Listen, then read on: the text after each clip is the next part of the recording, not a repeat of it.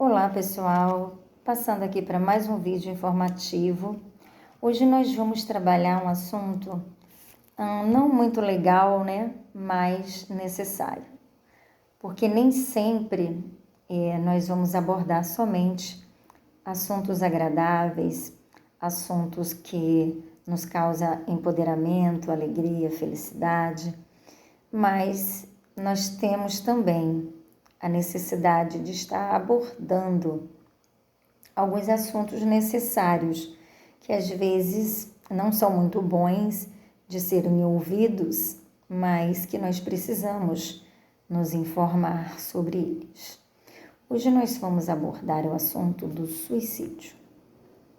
O que é que desencadeia essa prática? Normalmente, o suicídio ele está associado a uma tristeza muito profunda que esse ser humano apresenta. Normalmente, ela está também relacionada a alguns transtornos mentais, algumas questões de ordem psiquiátrica. Então, é um assunto que a gente às vezes não quer abordar com familiares, a gente às vezes não aborda com determinados pacientes, mas é um assunto necessário até mesmo por questão de prevenção. Então, é importante que a gente fique atento a alguns sinais de alguns familiares, de alguns pacientes que nos traz. É claro que em algumas situações, a pessoa que deseja cometer o suicídio, ela às vezes não vai sinalizar nada para você. Em outras situações, ela vai te deixar com algum conhecimento, com algum sinal do que ela pretende. Então, se nós vemos uma pessoa com um quadro de ansiedade ou de depressão muito intenso, uma pessoa que não está conseguindo lidar com conflitos, que esses conflitos estão lhe causando muitos transtornos, que a tristeza dela se torna algo muito gritante, que ela não consegue lidar com aquela dor, com aquela perda, com aquela insegurança. E isso está desencadeando nela um isolamento muito intenso, está trazendo muitos prejuízos para a sua vida pessoal, para a sua vida social, para a sua vida profissional. A gente já precisa ficar atento a esses sinais. Se era uma pessoa extrovertida, uma pessoa comunicativa, uma pessoa que saía para trabalhar, que tinha planos, expectativas de vida, e de repente isso tudo muda, sem mais nem menos, a gente precisa estar atento quanto familiares, quanto amigos, como pessoas que fazem parte da vida dessa pessoa, desse sujeito, desse indivíduo, porque ela está sinalizando para a gente que alguma coisa não está bem. Isso não quer dizer que ela vai cometer um suicídio, mas pode ser um sinal de que ela não está conseguindo lidar com todos aqueles conflitos, com toda aquela situação que ela está vivenciando e que por conta daquela dor, daquela tristeza está muito intensa, ela pode vir, sim, a desejar tirar a própria vida. E a gente precisa entender que o sujeito, quando ele comete suicídio, ele muitas vezes, ele não quer tirar a própria vida. Ele quer matar aquele sofrimento que ele está vivenciando. Aquela dor que está muito intensa, que está consumindo a si mesmo. Então, ela vê a morte como a única saída para a solução de todos os seus problemas, de toda a sua dor, de todo o seu sofrimento. Então, a gente precisa ficar atento alguns comportamentos que antes não era apresentado por essa pessoa e que de repente começa a ser sinalizado. O agravante do transtorno mental, do transtorno psiquiátrico, é algo também que a gente deve se preocupar. Se eu tenho uma pessoa com questões depressivas e ansiedade, e essa pessoa também tem um histórico psiquiátrico de transtorno mental, a possibilidade de um suicídio acontecer é bem maior.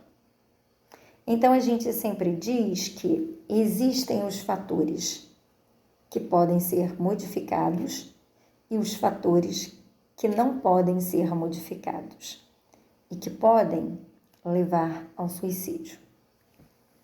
A gente pode citar como fatores modificáveis e que a gente pode alterar para evitar um possível suicídio: um desemprego, uma solidão, porque você está desempregado hoje, mas amanhã você pode estar empregado.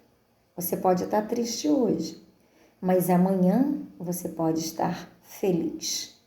Então, são questões que elas são modificadas, elas são alteradas, elas não são persistentes.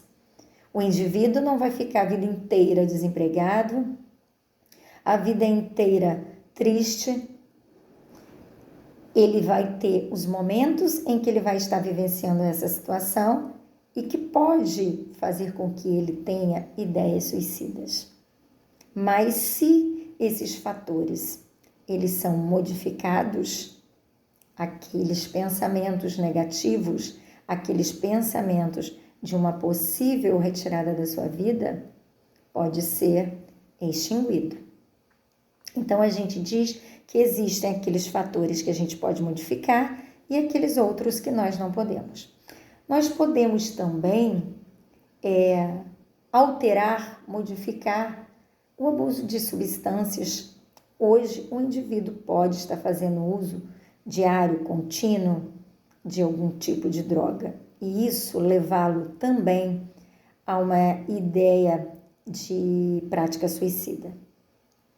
Mas se ele entra em tratamento e ele busca ajuda e ele consegue lidar com essa questão da dependência, ele também pode tirar esses pensamentos suicidas da cabeça. Se ele tem um transtorno de personalidade, se ele está vivenciando conflitos familiares, conflitos de relacionamento, então tudo isso são fatores que podem desencadear a ideação suicida, mas que podem ser alterados, que podem ser modificados, que o indivíduo pode estar sentindo naquele momento, mas em outro talvez não. E agora nós vamos falar sobre aqueles fatores que eles não podem ser modificados e que eles precisam de muita atenção, que são os transtornos psiquiátricos, que são as questões genéticas, que são aqueles transtornos que a pessoa não trata e que ele vai se tornando cada vez mais grave.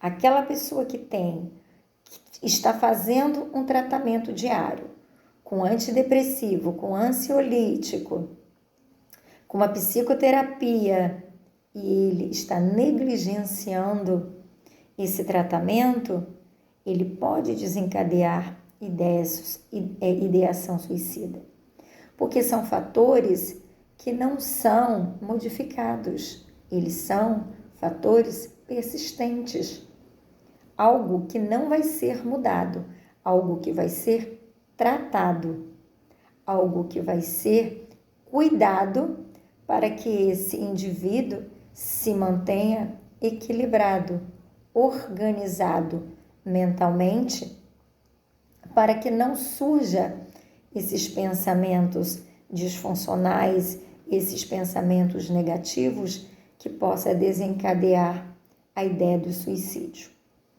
Então, nós precisamos observar nesse sujeito se os fatores que ele apresenta naquele momento são fatores que podem ser modificados ou são fatores que não podem. E mesmo sendo fatores que podem ser modificados, ainda assim, esse indivíduo precisa de acompanhamento profissional. Ele precisa estar tratando uma dependência química, ele precisa estar tratando um conflito familiar, ele precisa estar tratando algo que está incomodando a ele e que ele não tem condições de lidar com essas questões sozinho. Muitas vezes são questões de ordem de saúde. O ser humano, o indivíduo, recebe a notícia de que está com um câncer, que está com uma doença incurável, e aí, diante daquela situação, movido pela impulsividade, por aquela revelação que para ele, de repente, foi assustadora, ele pode sim cometer um suicídio. Então, nós precisamos não esperar também pelos sinais, pelos sintomas, que pode ser que em alguns momentos eles não venham, né? Porque a gente acha que quem vai cometer suicídio precisa exatamente nos mostrar alguma coisa, que precisa sinalizar para a gente que está triste, que está sofrendo, que está com dor, quando na verdade essa dor ele não consegue lidar com ela a longo prazo, e aí ele precisa e ele quer logo amenizar o impacto daquela situação, daquela notícia, daquilo que está vivenciando. Então a pessoa às vezes nem espera pelo processo do sofrimento, da dor, de estar assimilando aquela situação desagradável que está vivenciando, recebeu a notificação de que algo ruim aconteceu.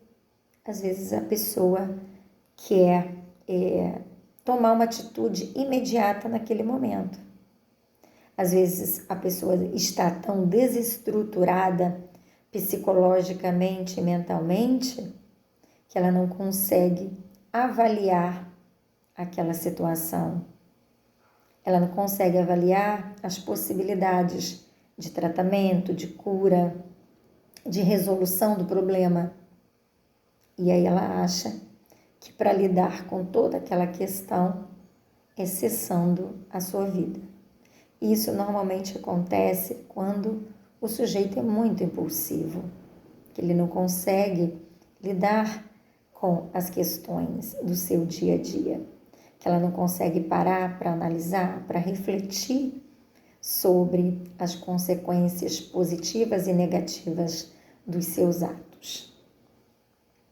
Então, nem sempre a prática do suicídio, ela vai nos trazer sinal. Às vezes, vai ser uma atitude silenciosa para amigos, para parentes.